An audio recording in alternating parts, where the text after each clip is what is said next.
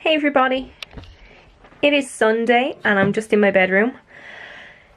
It's gone 8:30, so my day was quite boring.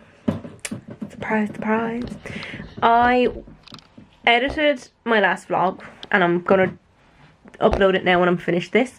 But yeah, I just spent the day out in the sitting room. I listened to the Kilkenny-Clare match on the radio while half watching the Wexford-Cork match, but following and tweeting about the Kilkenny-Clare match. It was a bit sad. Kilkenny lost. We were down by 11 points at one point though, and we got it back to within 2 and then lost. There was Clare scored a point in the last couple of seconds, so we ended up losing by 3 points. I'm wearing my new Kilkenny jersey for the first time.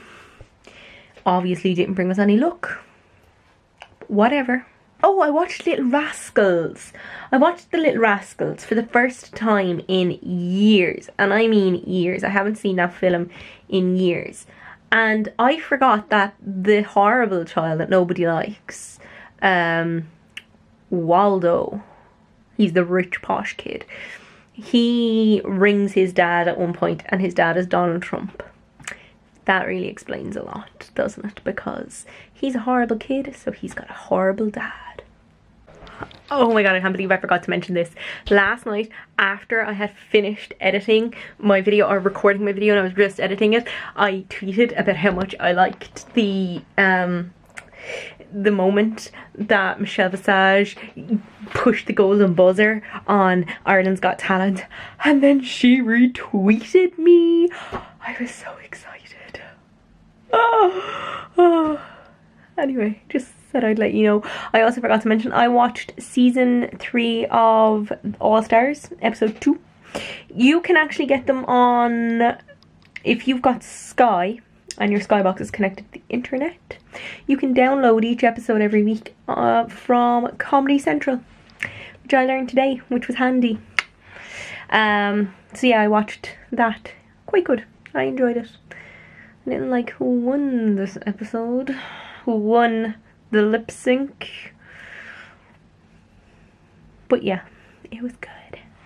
But I was so excited. I was just so excited when Michelle Visage retweeted me, and then I replied to somebody's comment that somebody tweeted me, and I replied to their tweet, and then she replied to my tweet. And then I Instagrammed it because I was so excited. Right now, my video is 51% uploaded. So by the time you see this, it will be uploaded. So go check it out. Hey everybody, it is almost 10 p.m. and I'm home from work, obviously, because I'm in my room. So I had spaghetti bolognese for dinner and it was delicious. I haven't had spaghetti bolognese in ages, and spaghetti bolognese is my favourite dinner.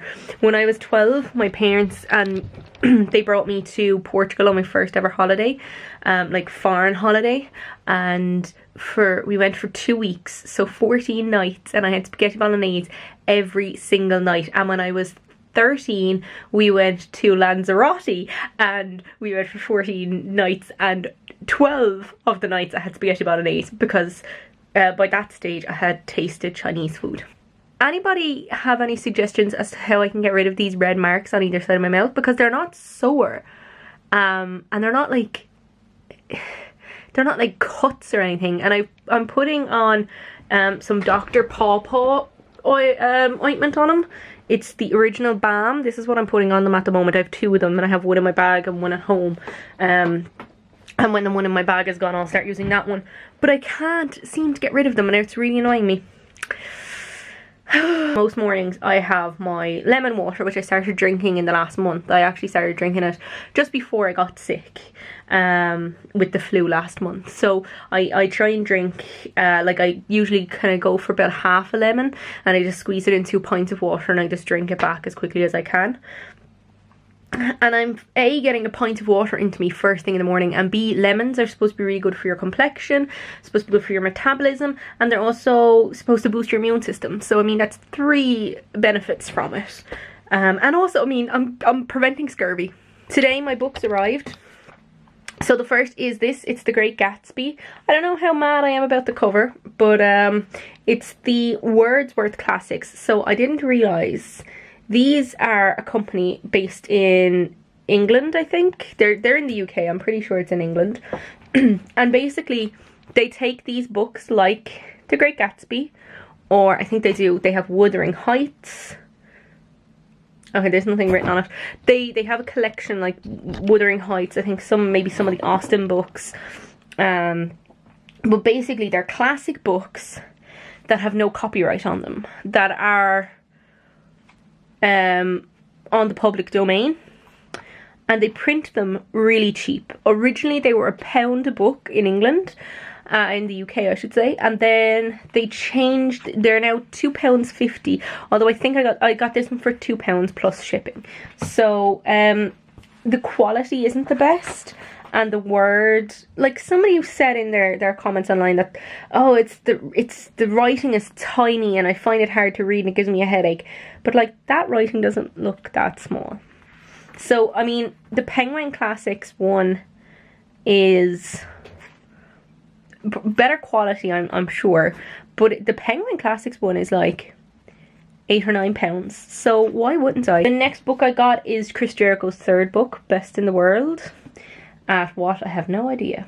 I really liked his first two books, so I decided. I've had this one in my Amazon since it was pre-ordered, and it was printed in 2014, so it's been quite a while. Yeah, so I'm really happy that I decided to buy this. And then the other book I bought was No is a Four-Letter Word. How I Failed Spelling but Succeeded in Life. And it's Chris Jericho's fourth book. And it is noticeably smaller. Now, I was interested that this was hardback. I don't know if you know this. When an author writes a book and you buy the softback or the paperback cover, or paperback cover, yeah, the author doesn't get as much.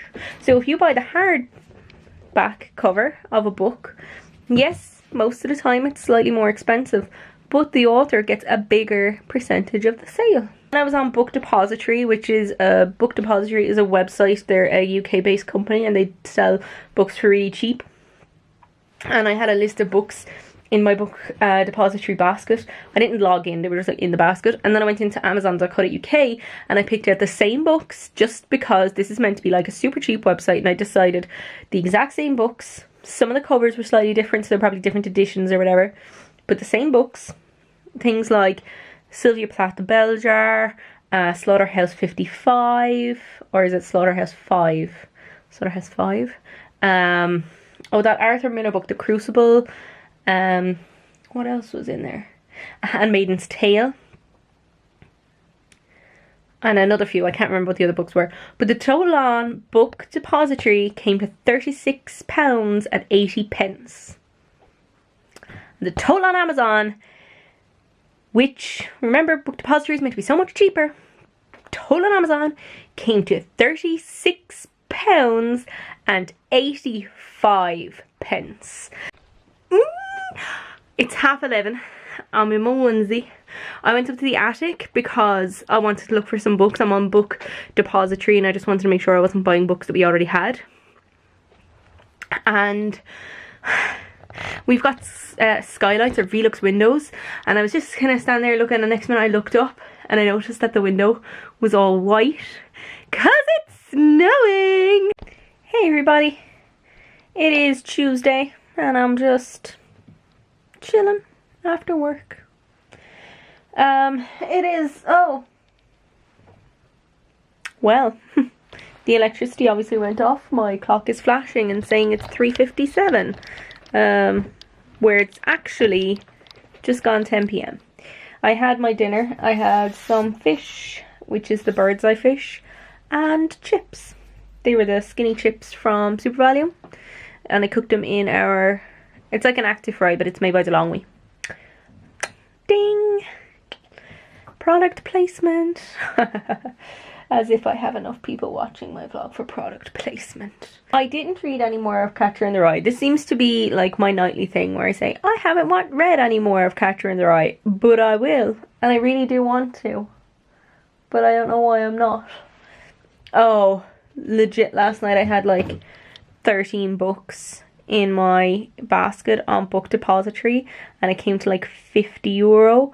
And I thought, you know what, for 13 books, that's not bad, but I'm not spending that kind of money now. J.D. Salinger has Franny and Zoe. It's another one of his books as listed on the back of this book.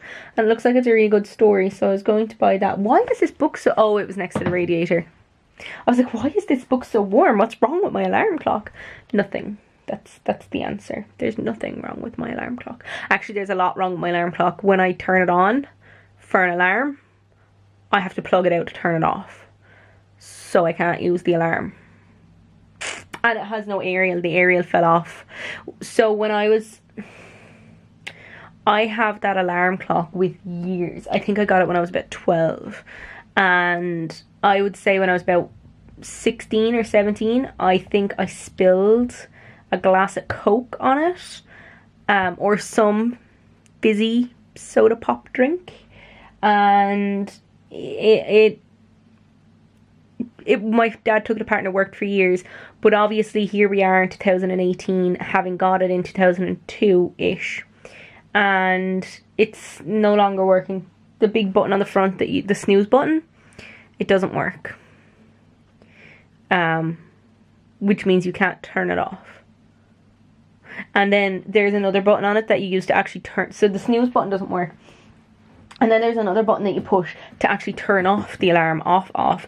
And I think that works. But then you need to push the snooze button again to make the radio, because that turns on the radio. And then you push the snooze button again to turn off the radio. But the snooze button isn't working. So, yeah. It's just used for time now. I use it for time. And I was looking at new alarm clocks and I just don't like them. They're all green writing and that one has red writing and I prefer it with its red writing. First world problems. Anyway, that's it. I think I'm going to sign off this vlog now so I can edit it and then upload it tomorrow. So that's it for my vlog today. Thank you very much for watching. Like and share this vlog. Subscribe so you can see more of my face. If you want to follow me on Instagram, Twitter or Snapchat, those details are down in the doobly-doo, but they're also at the end of the video. That is it for me today. TTFN.